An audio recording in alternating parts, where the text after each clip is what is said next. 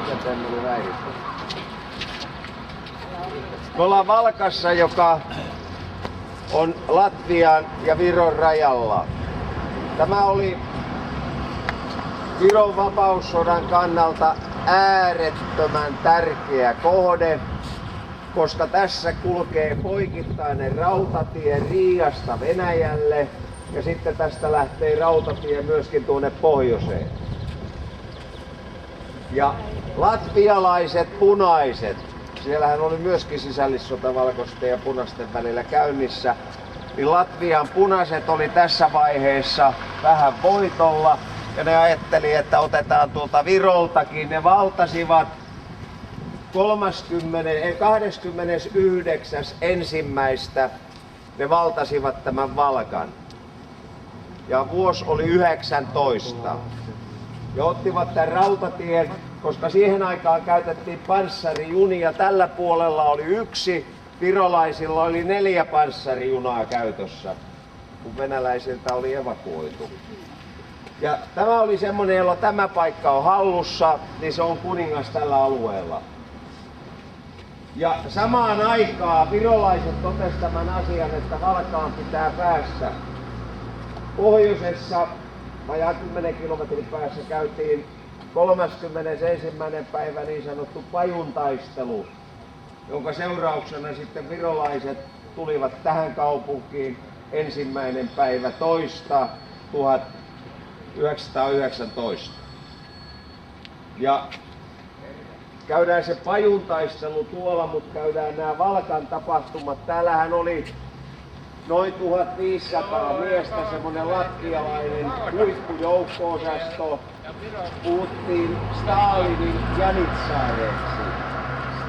janitsaareiksi näitä latvialaisia tarkka-ampujia. Sitten joukossa oli vissiin vähän 200 kiinalaista palkkasoturia, miten oli etsiytynytkin tänne joukkoon, jotka olivat äärettömän raakoja. Ja kun virolaiset valtas, taikka lähinnä, siellähän oli tää Kuprianovin partisaanipataljoona ja sitten Pohjan pojat, jotka sitten valtasivat tämän. Kohtasivat melkoisen raakuuden täällä. Muun muassa löysivät 52 läheisen tyttökoulun oppilasta oli telotettu. Edelleen elävältä oli haudattu ihmisiä. Sikisokin löytyi ampuneita ja nämä kiinalaiset palkkasoturit, kun ne otti sormuksia, niin ne leikkasi aina sormet poikki. Eli siitä saakka niin nämä pohjanpojat sitten vihas näitä kiinalaisia, että kun joskus semmoisen saisi käsiinsä. Tosin Pajussa oli jo ammuttu 10 kiinalaista, mutta silloin ei vielä tiedetty näistä Valkan raakuuksista.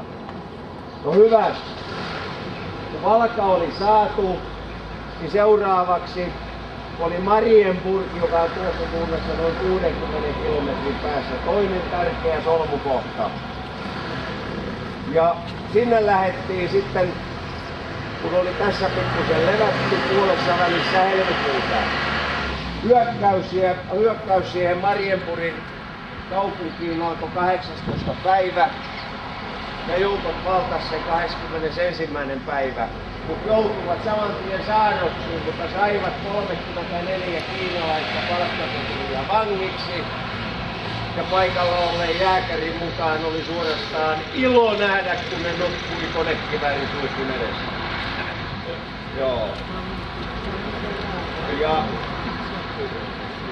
Ja ne oli tosiaan päivän saarroksissa, mutta sen jälkeen pohjoisesta tuli virolainen suojeluskuntapataljoona vapautti ne ja oikeastaan tähän 19. maaliskuuhun mennessä tämä koko Viro oli niin kuin vapautettu, että täällä käytiin tämmöisiä pikkukahinoita ja sitten selvitettiin näitä keskinäisiä riitoja, että kun joku löysi punaisen, niin se piti ampua tai joku pani sen tuomioistuimen, että se oli vähän sama kuin Suomessakin. Ja sitten lopullisen itsenäisyyden silloin sai sitten tarkkaan rauhassa.